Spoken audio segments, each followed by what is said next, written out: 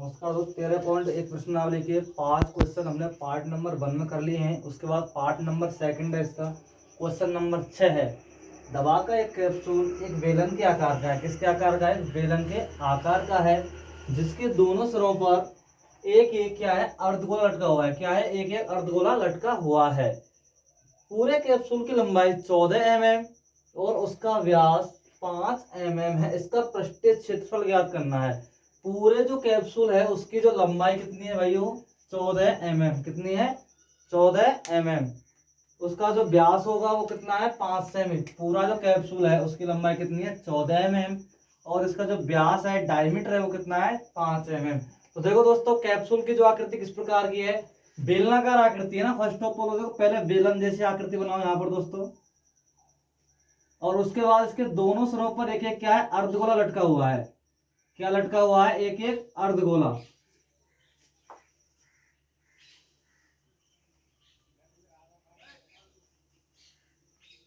इस टाइप का है दोस्तों कैप्सूल है जो, इसके दोनों सिरों पर क्या है? एक एक अर्धगोला लटका हुआ है। और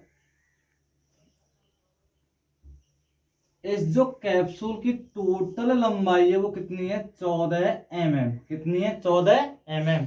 और इसका जो टोटल व्यास है वो कितना है? 5 मीटर। कितना है? 5 mm, सॉरी 5 mm है इसका जो व्यास है। तो देखो दोस्तों, तो हमें क्या करना है यहाँ पर? बेलन एवं अर्ध बेलन एवं अर्धगोला की उभयनिष्ठ त्रिज्या। मैं उभयनिष्ठ क्यों लिख रहा हूं यहाँ पर? क्योंकि देखो भाइयों, उभयनिष्ठ त्रिज्या क्यों है? क्योंकि गोला और जो बेलन है उन दोनों का व्यास एक ही है। क्या है? दोनों का व्यास एक ही है। जब दोनों का व्यास एक ही, त्रिज्या दोनों क्या होगी? एक होगी। तो 5 क्या है हमारे पास? व्यास है। तो 5/2 मतलब व्यास अपॉन 2। व्यास बटा 2, ये क्या होगी? त्रिज्या निकालने का फॉर्मूला होगा अपना। तो ये जो इसकी त्रिज्या होगी ना, कितनी होगी? 5/2 mm। दूसरी देखें यहां पर, अगर हम बेलन की ऊंचाई निकाल रहे हैं, सिर्फ किसकी? बेलन की, तो देखो बेलन की ऊंचाई बराबर, बेलन की ऊंचाई बराबर तो किस प्रकार होगी? पूरे कैप्सूल की लंबाई, पूरे कैप्सूल की लंबाई माइनस 2 इंटू अर्धगोले की ऊंचाई। लेकिन अर्धगोले में तो ऊंचाई होती नहीं, क्या होती है इसके अंदर? त्रिज्या। 2 इंटू अर्धगोले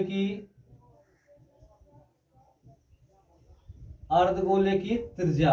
अब मैं यहाँ पर त्रिज्या क्या लिख रहा हूं? ऊंचाई की जगह से क्या लिख रहा हूं? यहाँ पर त्रिज्या लिख रहा हूं। क्योंकि देखो, मैंने 2 क्यों किया है यहाँ पर? क्योंकि एक अर्धगोला ये रहा, एक अर्धगोला ये रहा। अगर दोनों की यहां से और यहां तक अलग ऊंचाई होगी इस दोनों की, इसी प्रकार यहां से और यहां तक अलग होगी, तो इस वजह से ये और ये दोनों काउंट करके मैंने 2 कर दिए हैं। और मैं क्या निकालूंगा यहां से? इसकी ऊंचाई। तो देखो, पूरे कैप्सूल की तो टोटल लंबाई कितनी है? 14 mm माइनस 2 इंटू इसका जो व्यास है, या जो हम कहते हैं त्रिज्या है, वो कितनी है इसकी? 5/2। कितनी है? 5/2। त्रिज्या जब इसकी 5/2 होगी तो 5/2 इंटू त्रिज्या, क्योंकि त्रिज्या होती है उसमें, तो 2 से 2 कैंसिल। कितना हुआ? 14 माइनस 5 बराबर 9 mm। ये क्या होगी हमारे पास? बेलन की ऊंचाई। क्या होगी? बेलन की ऊंचाई। अब हमें क्या निकालना है? इसका जो हमारे पास कैप्सूल है इसका पृष्ठीय क्षेत्रफल ज्ञात करना है। तो देखो, कैप्सूल का पृष्ठीय क्षेत्रफल बराबर, तो मैंने पिछली वीडियो में बताया था कि जब दो आकृतियों को आपस में कनेक्ट किया जाता है, जोड़ा जाता है, तो उनके पृष्ठीय क्षेत्रफलों को क्या करते हैं? योग करते हैं। तो पहला क्या आकृति है इसके अंदर? बेलन की। कौन सी? बेलन की। तो बेलन का वक्र पृष्ठीय क्षेत्रफल, बेलन का वक्र पृष्ठीय क्षेत्रफल प्लस 2 इंटू अर्धगोले का पृष्ठीय क्षेत्रफल। अब मैंने 2 इंटू अर्धगोला क्यों किया है? क्योंकि देखो, एक अर्धगोला इस तरफ है और एक अर्धगोला इस तरफ है। तो ये अर्धगोला एक और ये अर्धगोला एक और एक मिलकर क्या बना देंगे? पूरा गोला बना देंगे। तो मैं यहाँ पे लिख भी सकता हूँ 4 इंटू गोले का पृष्ठीय क्षेत्रफल। लेकिन क्या है? अर्धगोला दिखाना है तो मैं अर्धगोला के पृष्ठीय क्षेत्रफल लिख रहा हूँ। तो यहाँ पर बेलन का वक्र पृष्ठीय क्षेत्रफल क्या होगा, 2 पाई r और h प्लस 2 × 2 पाई r²। ये क्या होगा, अर्धगोले का वक्र पृष्ठीय क्षेत्रफल। अब उसके बाद देखते हैं यहाँ पर क्या होगा। मैं इसमें से क्या करूं दोस्तों, कॉमन ले रहा हूं, जो जो कॉमन होगा। देखो 2 पाई r कॉमन मिल रहा है इसमें से, तो 2 पाई r तो मैंने कॉमन लिया दोस्तों। यहाँ पर क्या बच गया, h प्लस 1 2 ये बच गया, और एक क्या बच जाएगा इसमें से r। ये क्या बच गया इसमें से, कॉमन बच गया। अब हमें क्या करना है, इसमें इसके मान पुट करने हैं। देखो कौन कौन से मान है इसमें, 2 × पाई की वैल्यू 22/7 इंटू जो r का मान होगा कितना है, 5/2। कितना, 5/2। कोष्टक h का मान, बेलन की जो ऊंचाई निकली थी वो कितनी है, बेलन की ऊंचाई कितनी है, 9, प्लस 2 × r का मान कितना है, 5/2। कितना है, 5/2। अब देखो यहां से इसको हल करते हैं तो क्या होगा, 2 से 2 कैंसिल। उसके बाद देखो क्या क्या बचेंगे हमारे पास यहाँ पर, और इस 2 से ये 2 कैंसिल, तो यहाँ बच गए 22/7 इंटू 5, और इंटू क्या होंगे, 9 + 5 = 14। कितने, 14। और 7 से ये 14 कट जाए कितनी बार, 2 बार। तो 5 × 2 करने पर 10, 22 × 10 = 220। 220 क्या आ जाएगा, वर्ग mm में, वर्ग मिलीमीटर। जो 220 वर्ग मिलीमीटर होगा ना, यही क्या होगा हमारे पास इसका आंसर होगा। क्या होगा, आंसर। जो कैप्सूल है उसका पृष्ठीय क्षेत्रफल क्या हो जाएगा, 220 mm²। क्वेश्चन नंबर 7 है, यदि कोई तंबू एक बेलन के आकार का है जिस पर शंकु अध्यारोपित है, यदि बेलनाकार भाग की ऊंचाई और व्यास, ये दोनों साथ में दिए हैं यहाँ पर दोस्तों, व्यास और ऊंचाई क्रमशः 2.1 तो इसकी ऊंचाई है और 4 इसका क्या है, व्यास, तथा शंकु की तिर्यक ऊंचाई 2.8 मीटर है, तो इस तंबू को बनाने में प्रयुक्त कैनवास। अब काफी लोगों के माइंड में ये होगा कैनवास क्या होता है, एक तरीके से क्या है, कपड़ा है। क्या है, कपड़ा। कैनवास का क्षेत्रफल ज्ञात कीजिए, साथ ही इस कैनवास जो तंबू हम बनाएंगे, यदि 1 वर्ग मीटर की लागत 500 रुपया है, तो टोटल जब इसका क्षेत्रफल निकालेंगे तो उसकी कुल कीमत निकालनी हमें इसके अनुसार। तो देखो दोस्तों करना क्या है इस प्रकार क्वेश्चन में। तो सबसे पहले क्या है, एक बेलन के आकार का है। क्या है, बेलन के आकार का है। तो फर्स्ट ऑफ ऑल हम इस पर क्या बनाते हैं, बेलन बनाते हैं।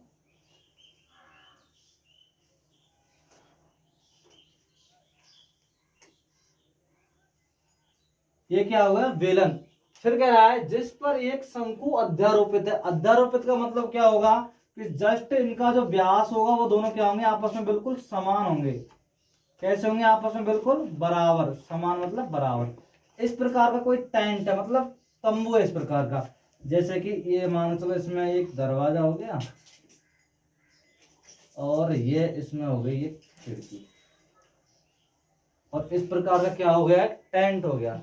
जैसे कि आर्मी और अपनी सेना जो बनाती है उनके रहने का स्थान क्या होता है, टेंट, तंबू, अस्थायी डेरा होते हैं जो।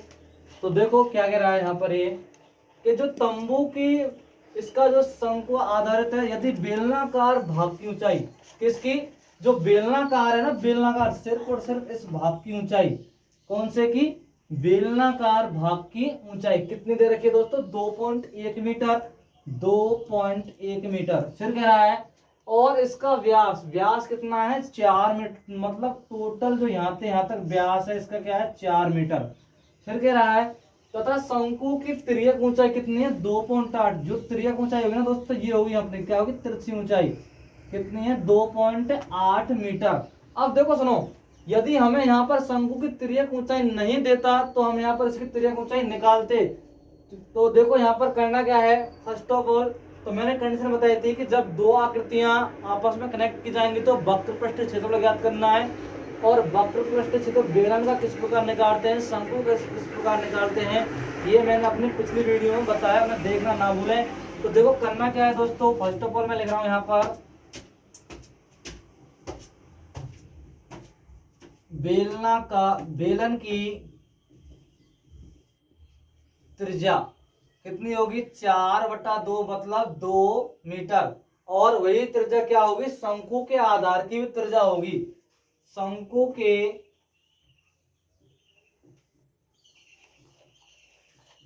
आधार की त्रिज्या ये भी कितनी होगी दोस्तों, 4/2 बराबर 2 मीटर। ठीक है, उसी प्रकार देखते हैं यहाँ पर शंकु की तिर्यक ऊंचाई कितनी है, 2.8। शंकु की जो तिर्यक ऊंचाई कितनी है, 2.8, और इसके व्यास और ऊंचाई कितनी है, 2.1 और 4। तो शंकु की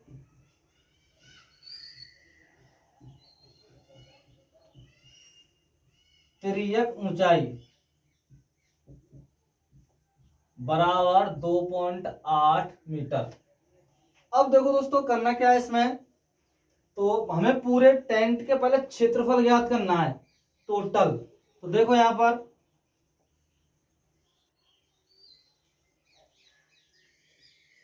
तंबू का पृष्ठीय क्षेत्रफल बराबर, तो पहली कंडीशन कौन सी, बेलन का वक्र पृष्ठीय क्षेत्रफल प्लस शंकु का वक्र पृष्ठीय क्षेत्रफल। मतलब बेलन का भी वक्र पृष्ठीय क्षेत्रफल और शंकु का भी वक्र पृष्ठीय क्षेत्रफल। तो बेलन का क्या होता है 2πr और h, प्लस शंकु का क्या होगा πr और l। ये क्या होगा, शंकु का होगा। अब मैंने यहाँ पर देखो दोस्तों बेलन की ऊंचाई नहीं लिखी, लेकिन बेलन की ऊंचाई यहाँ पर कितनी है, 2.1। तो मैं लिख रहा हूं बेलन की ऊंचाई बराबर कितनी है, 2.1 मीटर।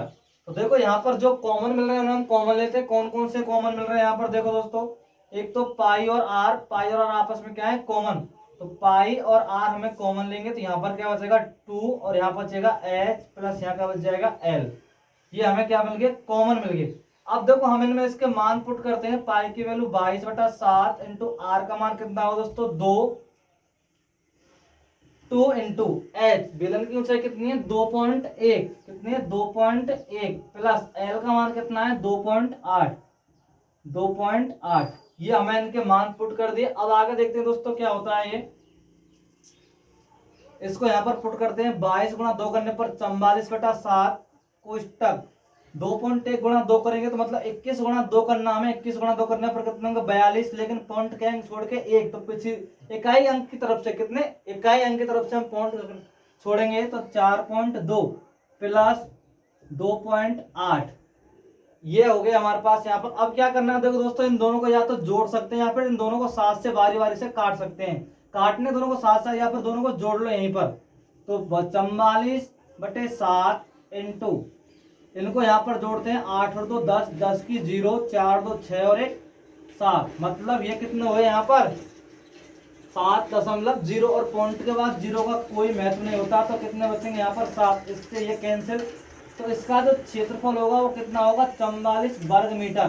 कितना होगा 44 वर्ग मीटर। यहाँ हमारा इसका ये आंसर नहीं है, क्योंकि ये तो सिर्फ और सिर्फ जो तंबू है ना अपना, जो टेंट है, इसका क्षेत्रफल ज्ञात हुआ है कितना 44 वर्ग मीटर।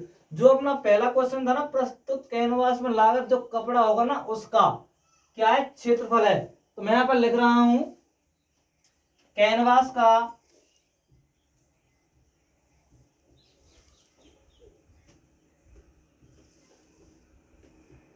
संपूर्ण पृष्ठीय क्षेत्रफल कितना होगा सब 44 वर्ग मीटर। अब क्या कह रहा है दोस्तों ये, साथ ही 1 वर्ग मीटर, मतलब साथ ही 500 रुपए में 1 वर्ग मीटर कपड़ा आ रहा है, कैनवास आ रहा है मतलब।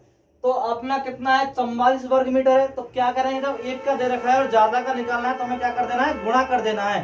क्या कर देना है, गुणा कर देना है। तो देखो दोस्तों मैं लिख रहा हूं यहां पर 1 वर्ग मीटर कैनवास की लागत, लागत मतलब कीमत कितनी है दोस्तों 500 रुपए, कितनी है 500 रुपए।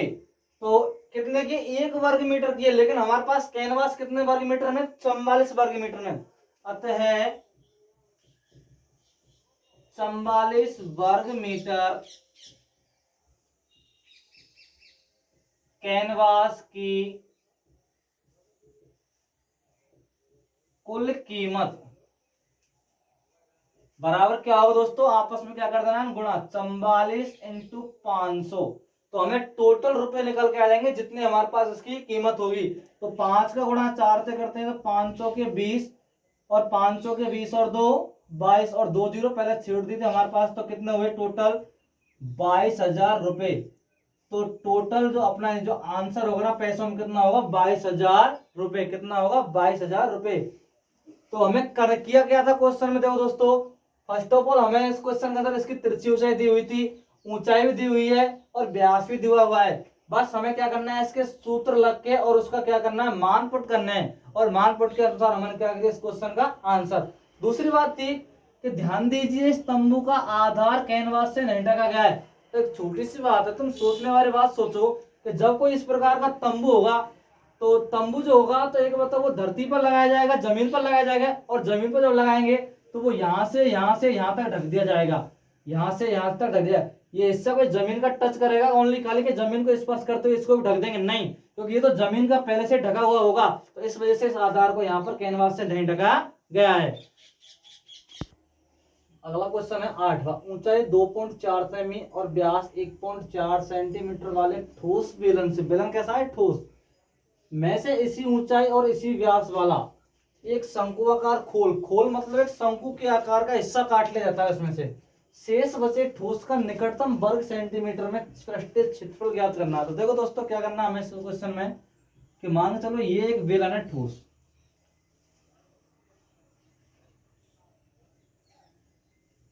इस टाइप का,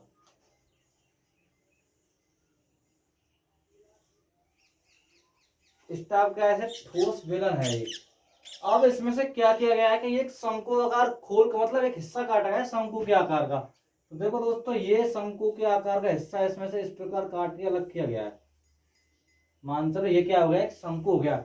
लेकिन इसकी जो हाइट है ना बिल्कुल सेम है, किसकी किसकी, बेलन की और शंकु की।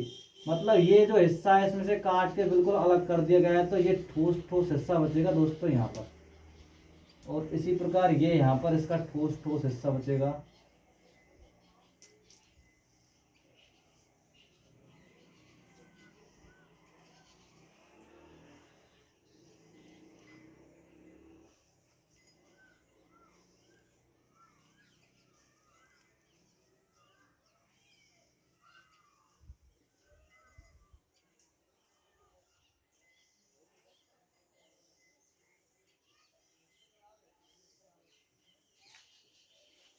ये ठोस ठोस हिस्सा बचा है इसको, और इसमें बीच में से क्या कर दिया, काट कर एक शंकु अलग कर दिया गया है दोस्तों।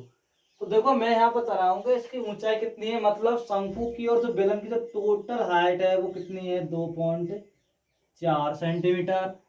शंकु का व्यास कितना है दोस्तों, ये जो टोटल व्यास है वो कितना है, 1.4 सेंटीमीटर। और उसके बाद क्या है, जब शंकु आकार खोल काट लेगा है, तो देखो इसमें जब शंकु काटेंगे ना दोस्तों, तो मैंने क्या था वक्र पृष्ठीय क्षेत्रफलों की बात कर रहा था, जब भी दो आकृति कनेक्ट कर दे जाएंगे तो यहाँ पर, तो पहली आकृति में दोस्तों कौन कौन सी है, यहाँ पर देखो जो आकृति होगी यहाँ पर,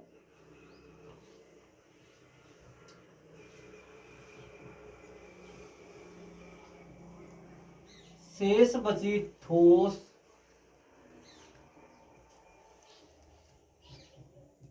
बेलनाकार भाग का क्षेत्रफल, क्या दोस्तों, क्षेत्रफल। तो कौन कौन सी तरह के इसमें देखो दोस्तों, यहाँ पर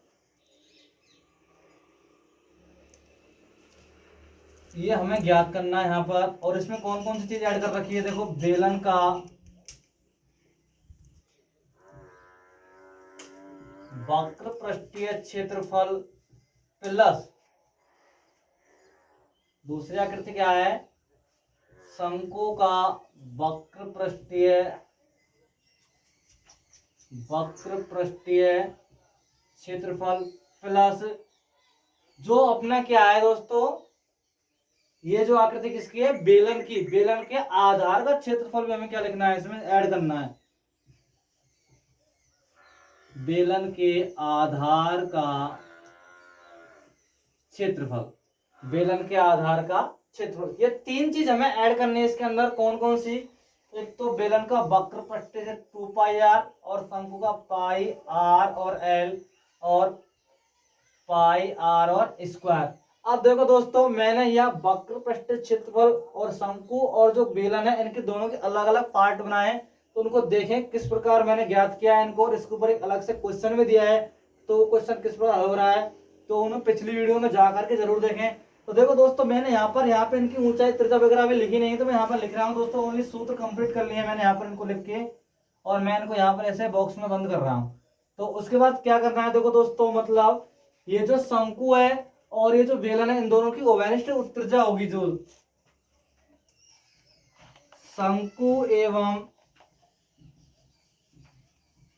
बेलन की ओवेनिष्ठ त्रिज्या। ओवेनिष्ठ क्यों लिख रहा हूं दोस्तों, क्योंकि ये दोनों एक ही व्यास पर हैं, मतलब एक ही आधार पर हैं।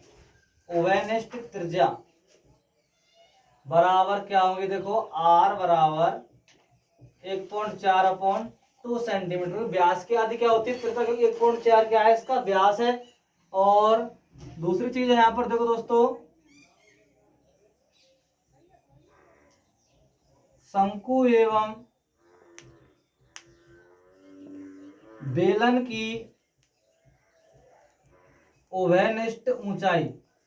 ओवेनिष्ठ ऊंचाई, ऊंचाई में क्या होगी देखो दोस्तों, यहाँ पर 2.4 सेंटीमीटर, ये क्या होगी ऊंचाई। अब देखो हमें इसमें तिरछी ऊंचाई चाहिए, किसकी, शंकु की ये ऊंचाई चाहिए, क्योंकि हमें जब तिर्यक ऊंचाई निकालने, तिर्यक ऊंचाई निकालने का फॉर्मूला क्या है देखो दोस्तों, मैंने इसको शंकु की जो वीडियो बनाई है उसमें बताया है कि तिर्यक ऊंचाई किस प्रकार निकालते हैं, उसमें जरूर देखें जाके।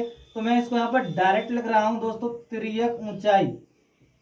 तिर्यक ऊंचाई कहता हूं एल बराबर अंडर रूट में R square plus H square, R square plus H square. अब देखो यहाँ पर ऊंचाई कितनी है दोस्तों, 2.4, और इसकी जो त्रिज्या होगी वो कितनी हो जाएगी 0.7। तो देखो यहाँ पर मैं इसको यहाँ पर लिख रहा हूँ दोस्तों, एच का मान कितना होगा 2.4 सेंटीमीटर का स्क्वायर, प्लस त्रिज्या क्या हो जाएगी, इसमें 2 का जब भाग देंगे तो 0.7 सेंटीमीटर। तो इसको भी मैं यहाँ पर लिख रहा हूँ 0.7 सेंटीमीटर, इसका भी क्या कर रहा हूँ स्क्वायर। तो अब देखो दोस्तों, मैंने आपके लिए कल एक ट्रिक बताई थी, बहुत ही शानदार और अच्छी ट्रिक बताई थी, तो मैंने उसकी शॉर्ट वीडियो भी बनाई है कि 2 अंकों की संख्या का वर्ग किस प्रकार निकालते हैं। तो जैसे मान के चलो ये 24 है दोस्तों, और हमें इसका वर्ग निकालना है, तो करना क्या है, लास्ट वाली संख्या का वर्ग लिखना है यहाँ पर 16, और ऐसा लास्ट में एक लाइन खींचनी है, और यहाँ पर इस संख्या का वर्ग क्या होगा 14। फिर दोबारा क्या करना है दोस्तों, इन दोनों संख्याओं को आपस में मल्टीप्लाई करना है, 2 × 4 मतलब 4 दूनी 8। फिर इसको फिर दोबारा पुनः 2 से गुणा करना है, क्या होंगे 16, 4 दूनी 8 और 8 दूना 16, ऐसे लाइन खींचनी है। फिर क्या करना है, एक अंक यहाँ से छोड़ना है और दोबारा से उस संख्या को हमें यूं लिखना है। किस प्रकार लिखना है, इस तरीका से। तो देखो अब कुछ करना ही है हमें, 6 का 6, इसको यहाँ पर उतारते हैं 7, और इसको इसको जोड़ते हैं, कितना हो 576। तो 24 का जब हम वर्ग निकालेंगे दोस्तों कितना होगा 576। तो यहाँ पर हम बोल रहे हैं कि 2.4 का जब वर्ग निकालेंगे कितना होगा 5.76, क्योंकि 2 अंक छोड़ के पॉइंट लगेगा, और 7 का वर्ग तो हम डायरेक्ट निकाल सकते हैं, कितना होगा यहाँ पर इसका 7 का वर्ग कितना होगा हमारे पास 49, लेकिन 2 अंक छोड़ के पॉइंट लगेगा दोस्तों, तो ये कितना हो जाएगा इस प्रकार। अब इनको हम क्या करते हैं, ऐड करते हैं, तो इन दोनों को हम जोड़ेंगे तो क्या होंगे देखो दोस्तों, अंडर रूट में 9 और 6 15, 7 4 11 और 1 12 और 1 हासिल, तो ये कितने हो गए 6.25। अब देखो मैंने फिर पुनः दोबारा बताया आपके लिए कि लास्ट में जब इकाई अंक क्या हो 5, तो उसका वर्गमूल किस प्रकार निकालते हैं। तो 5 है तो इसमें लास्ट में यहाँ पर क्या आ जाएगा 5, एक जोड़ा क्लियर। अब देखना ये जो 6 संख्या है ना, किन 2 संख्याओं के वर्गों के मध्य में है, तो देखते हैं कौन कौन संख्याओं के वर्गों के मध्य में है ये संख्या। तो 3 का वर्ग 9 और 2 का वर्ग 4, तो 4 और 9 के बिल्कुल मध्य में है, तो 9 तो बहुत ही ज्यादा हो जाएगा, तो कम वाली संख्या कौन सी रहेगी यहाँ पर 2। तो इसका जो तिर्यक ऊंचाई निकल के आएगी कितनी 2.5, कितनी 2.5 सेंटीमीटर। इसकी जो तिर्यक ऊंचाई होगी क्या होगी वो 2.5 सेंटीमीटर। अब हम इन मानों को यहाँ से इसमें क्या कर देंगे, पुट कर देंगे। कौन कौन से मान है देखो दोस्तों, यहाँ पर जो मान होंगे अपने, ये जो अपना फॉर्मूला हमने डिजाइन किया था, तो 2 pi R H plus pi R L plus pi R square. अब इनमें से जो कॉमन है उसको हम कॉमन लेते हैं। तो देखो दोस्तों क्या क्या चीज कॉमन होगी यहाँ पर, पाई और आर सब में कॉमन है, क्या है पाई और आर सब में कॉमन, तो पाई आर कॉमन हुआ तो 2 बच गया दोस्तों यहाँ पर, यहाँ एच बच गया प्लस यहाँ पर एल बच गया प्लस यहाँ पर एक आर बच गया। ये यहाँ पर हमारे पास चीज निकल गया ये। अब हम इसमें इसकी वैल्यू पुट करते हैं, तो पाई की जो वैल्यू होगी 22/7 इंटू आर का मान कितना होगा 0.7 इंटू 2 इंटू एच का मान कितना है 2.4, कितना है 2.4 प्लस एल का मान कितना है 2.5 प्लस आर का मान कितना है 0.7। ये अपने मान टोटल कंप्लीट है। अब देखो दोस्तों मैं इसको यहां से काटता हूं तो पॉइंट एक बार कटेगा, कितना पॉइंट एक बार, और 22 गुणा पॉइंट एक करेंगे तो कितना आ जाएगा दोस्तों 2.2, कितना 2.2। उसके बाद देखते हैं यहाँ पर इन दोनों संख्याओं को आपस में मल्टीप्लाई करना, 24 गुणा 2 करने पर 48 मतलब 4.8 प्लस इन दोनों को मैं यहाँ पर ऐड कर रहा हूँ, तो 7 और 5 12, यहाँ से 2 और 2 1 कितने हो गए 3, तो ये हो गया हमारे पास 3.2। अब इनको मैं पुनः दोबारा से जोड़ूंगा तो देखो कितने होंगे 2.2, 8 और 2 10 की 0 हासिल 1, 4 और 3 7 और 1 8, कितने हुए तो लगभग 8, क्योंकि ये पॉइंट के बाद 0 का कोई भी महत्व नहीं होता है, तो कितने हुए 2.2 इंटू 8।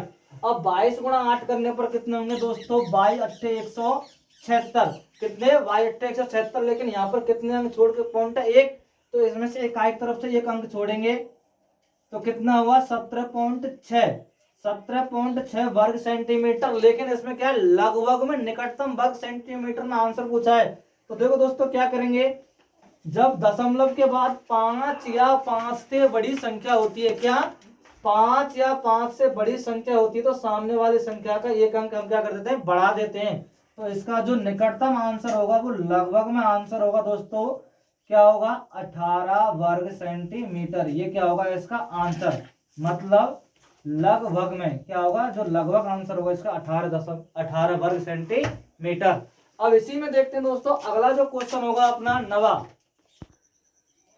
तो क्वेश्चन नंबर 9 है, लकड़ी के एक ठोस बेलन प्रत्येक सिरे से एक अर्ध, क्वेश्चन नंबर 9 है, लकड़ी के एक ठोस बेलन जिसके प्रत्येक सिरे से एक अर्धगोला खोदकर निकाला गया, मतलब निकालते हुए एक वस्तु बनाई गई है जैसा कि आकृति में दर्शाया गया है। यदि बेलन की ऊंचाई 10 सेमी और आधार की त्रिज्या 3.5 सेमी है तो इस वस्तु का संपूर्ण पृष्ठीय क्षेत्रफल, देखो क्या कर रहा है कि एक जो बेलनाकार आकृति है इस तरीका की, ये जो आकृति है बेलनाकार और ऐसे, इसके दोनों सिरों से क्या कर दिया गया है अर्धगोले बनाए गए हैं।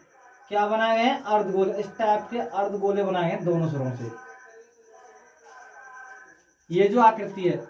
अब देखो ये जो ठोस आकृति बचेगी यहाँ पर ऐसी आकृति, ये अपने यहाँ पे क्या होगी ठोस,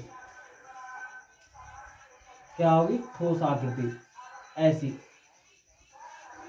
अब देखो यहाँ पर करना क्या है दोस्तों, इसमें इसकी जो संपूर्ण ऊंचाई दे रखी है वो 10 सेंटीमीटर दे रखी है, और इसका यहाँ से यहाँ तक व्यास है जो कितना दिया हुआ है क्वेश्चन में, इसका जो व्यास है मतलब 7 सेंटीमीटर, तो त्रिज्या क्या होगी इसकी 3.5। तो देखो मैं क्या लिख रहा हूँ यहाँ पर, बेलन की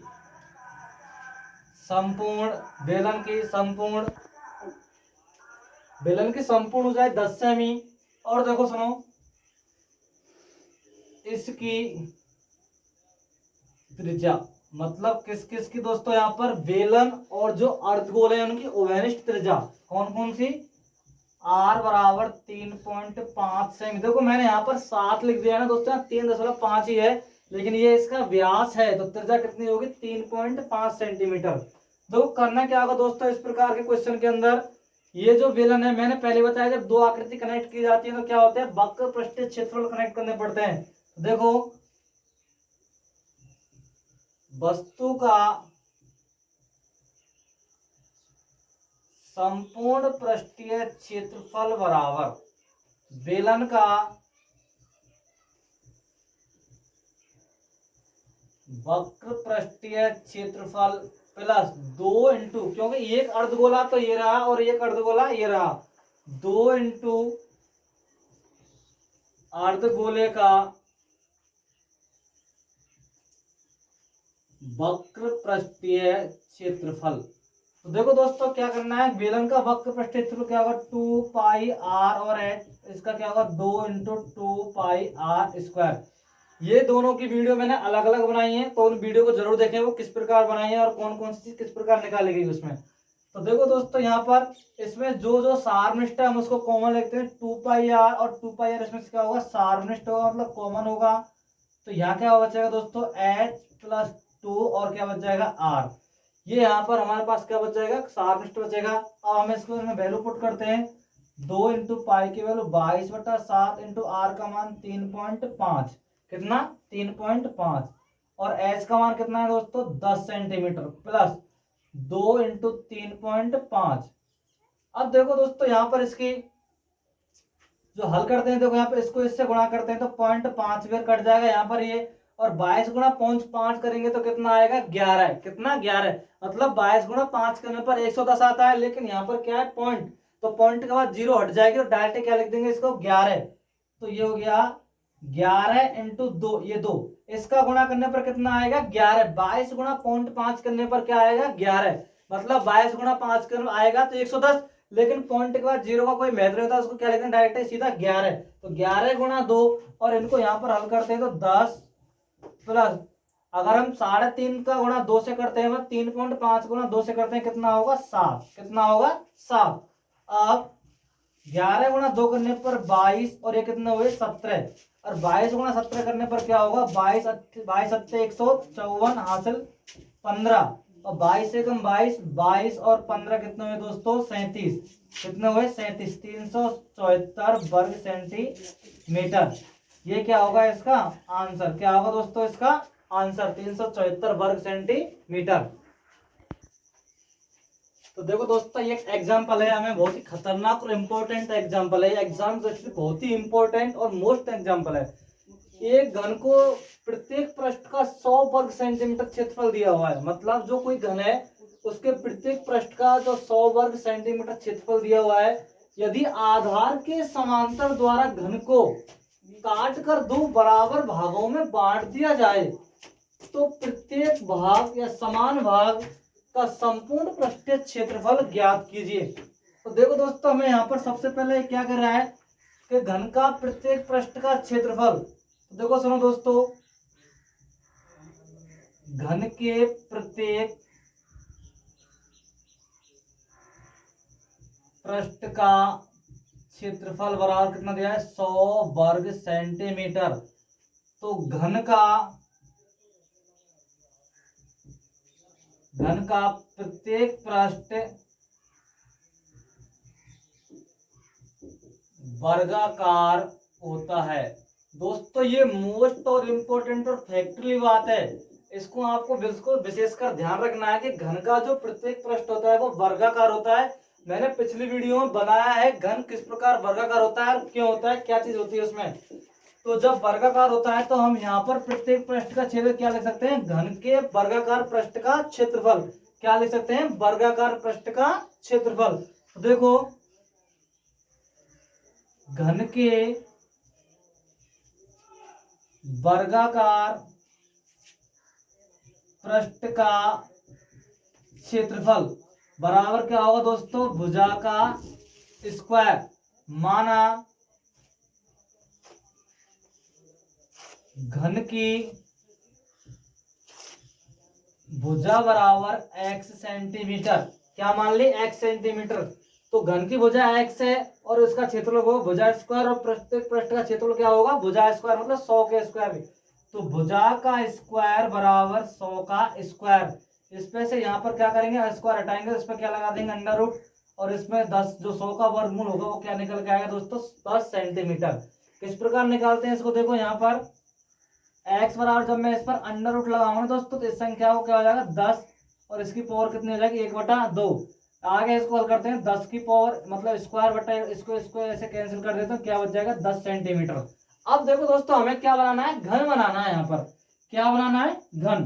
तो देखो दोस्तों ये एक घन है,